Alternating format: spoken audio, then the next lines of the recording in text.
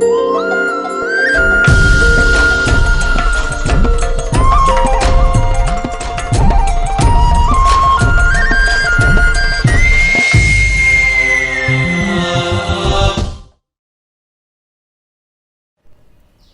के प्रख्यात विचारक बजरंग मुनि जी अपना विचार आपके समक्ष रखने जा रहे हैं। आप सुनिए, समझिए, प्रश्न करिए और यह पाषाण भेद के त्वरित विचार की ज्वलंत ज्वालामुखी आपके सामने प्रस्तुत होने जा रही है। नागरिकता और आर्थिक दोनों पर मुनि जी अपना चिंतन देने जा रहे हैं। आपसे आग्रह है कि आप गवेषणात्मक ढंग से सुनें, अपने प्रक्षेपास्त्र तैयार रखें ताकि मुनि जी से आप कर्कश ध्वनि में प्रश्न कर सकें, उसका उत्तर ले सकें। अब मुनि जी आरंभ हो रहे हैं। आज रविवार है और 11 बजे हम लोग आपके समक्ष किसी नए विषय पर लाइव होते हैं। आज पूरे भारत में एक गंभीर बहस छिड़ी हुई है कि हमारी सबसे प्रमुख समस्या आर्थिक है अथवा धार्मिक, अर्थात भारत में नागरिकता का प्रश्न ज्यादा महत्वपूर्ण है या गिरती हुई अर्थव्यवस्था को संभालना ज्यादा महत्वपूर्ण है।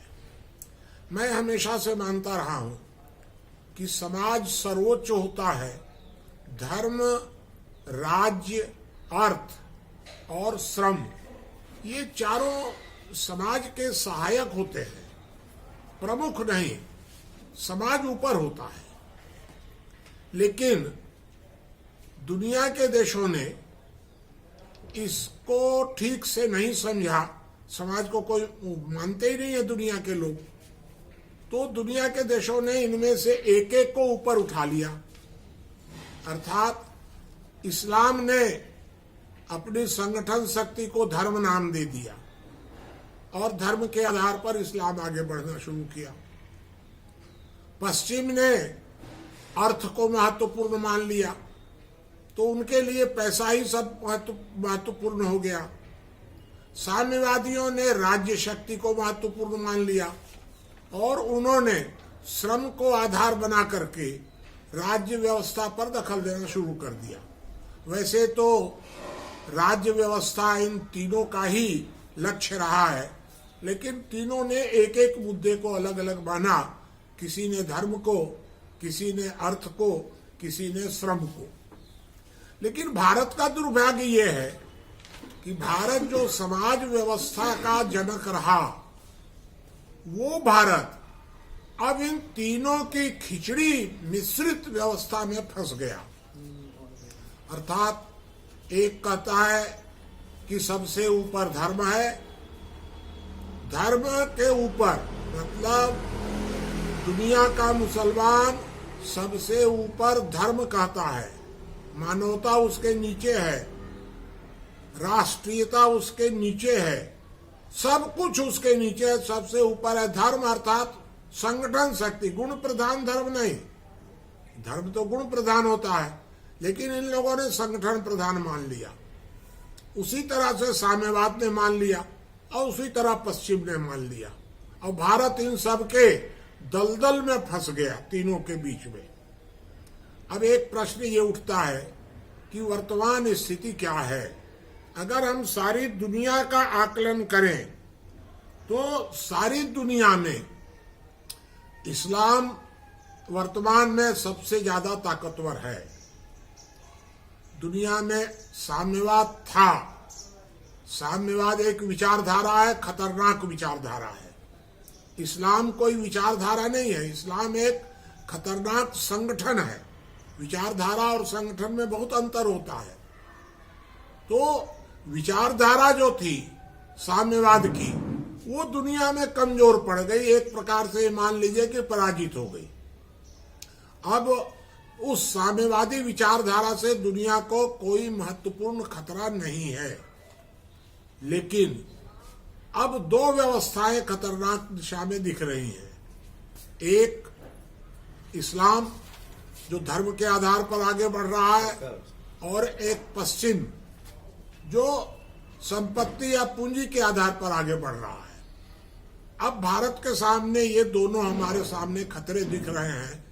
एक संगठन शक्ति के आधार पर भारत को इस्लामिक देश बनाना चाहता है, और एक भारत को अपने पैसे के बल पर पूंजीवादी देश बनाना चाहता है। मेरे विचार से वर्तमान समय में सबसे खतरनाक इस्लाम है, पूंजीवाद की भी तुलना में।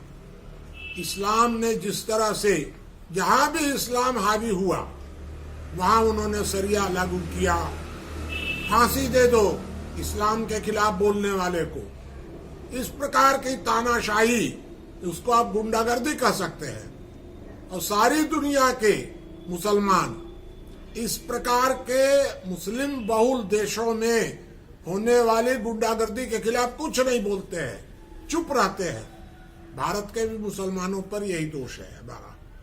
तो भारत में जो अर्थव्यवस्था गिर रही है, अर्थात जीडीपी गिर रही है, एक प्रश्न खड़ा होता है कि मान लीजिए कि भारत की जीडीपी गिर करके शून्य हो जाए और भारत में मुसलमानों की आबादी दोगुनी अर्थात 30% हो जाए, जो वर्तमान में 15 है, तो भारत की जनता किसको पहले ज्यादा खतरनाक मानेगी?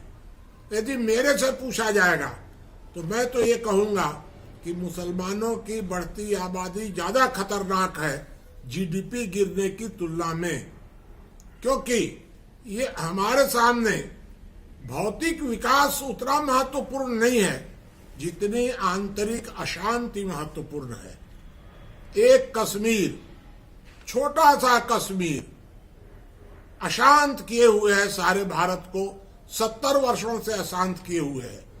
अगर इसी लाइन पर थोड़ा थोड़ा आसाम भी चलने लग जाए, बंगाल भी अगर थोड़ा सा चलने लग जाए, तब भारत का क्या होगा? कहाँ रहेगी आपकी जीडीपी? तो जीडीपी का बढ़ना खतरा नहीं है, लेकिन हम ये देख रहे हैं कि इस खतरे से ध्यान बटाने के लिए अब तो भारत के कुछ साम्यवादी भी मरे हुए साम्यवादी फिर से जिंदा हो गए हैं और फिर से सामने आ गए हैं, वे मिल गए हैं। यानी खास करके मुसलमानों के साथ भारत का मुसलमान इस बात को अच्छी तरह समझ रहा है कि अगर भारत में वर्तमान स्थितियां चलती रहीं तो मुसलमानों को सबके समान रहना पड़ेगा, बराबरी के साथ रहना पड़ेगा। वे लोग भारत को मुस्लिम देश नहीं बना पाएंगे कभी भी। ये उनके सामने खतरा है, उनका लक्ष्य है और उनका लक्ष्य समाप्त हो रहा है। इसलिए मेरे विचार से आज हम लोगों को इस बात पर गहराई से सोचने की आवश्यकता है कि अब हमारी प्राथमिकता अब अमेरिका नहीं है, अर्थव्यवस्था नहीं है। भारत की सबसे पहली अगर प्राथमिकता है तो वह है नागरिकता, अर्थात हम बलपूर्वक दबाव से हम विदेशी मुसलमानों को भारत में नहीं लेंगे। लेकिन एक बात आपको और बता दें कि ये जो इस्लाम की समस्या है, ये सिर्फ भारत की नहीं है, सारी दुनिया के लिए ये एक समस्या बनी हुई है। इस समस्या से सबसे अधिक अच्छे तरीके से निपट रहा है चीन। चीन का जो तरीका है वो तरीका भारत को भी उस पर विचार करना चाहिए, शोध करना चाहिए, उसकी नकल करना चाहिए कि चीन कैसे इस्लाम से निपट रहा है। म्यांमार का जो तरीका है वो अच्छा नहीं है, लेकिन जो वर्तमान में भारत सरकार निपट रही है वह तरीका भी कुछ कुछ अच्छा है। कोई हर्जा नहीं है इस तरीके से भी चला जाए, लेकिन यदि चीन का तरीका अपनाया जाए तो बहुत ज्यादा अच्छा है। इस्लाम की बढ़ती हुई ताकत में सबसे बड़ी बाधा है दुनिया में जो पश्चिम के लोग हैं, अर्थात ईसाई पूंजीवादी देश, वे मानवतावादी ज्यादा है और मानवता के कारण वे लोग इनके प्रति ठोस निर्णय नहीं ले पाते हैं। और भारत में इसके प्रति सबसे ज्यादा बाधा कर रहा है संघ। संघ बीच बीच में घुसा देगा, हिंदू राष्ट्र होना चाहिए, मुसलमानों को दूसरे दर्जे का नागरिक बना के रखा जाए, ये पूरी तरह घातक है एकदम से। तो इस्लाम को यदि रोकने में वर्तमान भारत यदि कुछ शुरुआत कर रहा है तो इसमें संघ परिवार सबसे ज्यादा बाधक है। संघ परिवार दुनिया के साथ कदम से कदम मिलाकर नहीं रखना चाहता है। कभी ईसाइयों के खिलाफ हल्ला बोल देगा, कभी पूंजीवादियों के खिलाफ हल्ला बोल देगा, कुछ भी बोल देगा। ना समझ है ना, समझते तो कुछ है ये नहीं है। मैं आपको एक बात बता दूं कि चालाकी के मामले में दुनिया में साम्यवादी सबसे ऊपर होता है, सबसे ऊपर। तर्क शक्ति सबसे ज्यादा होती है। और नासमझी के मामले में सारी दुनिया में मुसलमान और आरएसएस के लोग होते हैं। समझते ही नहीं है किसी बात को, परिस्थिति को। मेरी मुर्गी की 3 टांग, तो 3 टांग कहते ही रह जाएंगे, भले ही जान चली जाए। मैं एक संदेश देना चाहता हूं आप लोगों को कि वर्तमान समय में दुनिया की सबसे खतरनाक समस्या भी है इस्लाम का बढ़ता हुआ खतरनाक स्वरूप। धार्मिक नहीं, संगठनात्मक स्वरूप। धार्मिक स्वरूप बढ़े इस्लाम का तो बहुत अच्छी बात है, कोई दिक्कत नहीं है, लेकिन संगठनात्मक स्वरूप नहीं बढ़ना चाहिए। और उस स्वरूप से निपटने के लिए हमें अभी आर्थिक मुद्दे और ये जीडीपी वगैरह की चर्चा बंद कर देनी चाहिए किसी भी रूप में, और सीधा सीधा एक मुद्दे पर भारत में ध्रुवीकरण होना चाहिए। मेरा यही एक संदेश है। आप प्रश्न कर सकते हैं, जो भी प्रश्न करेंगे मैं आपको और समझाने का प्रयास करूंगा।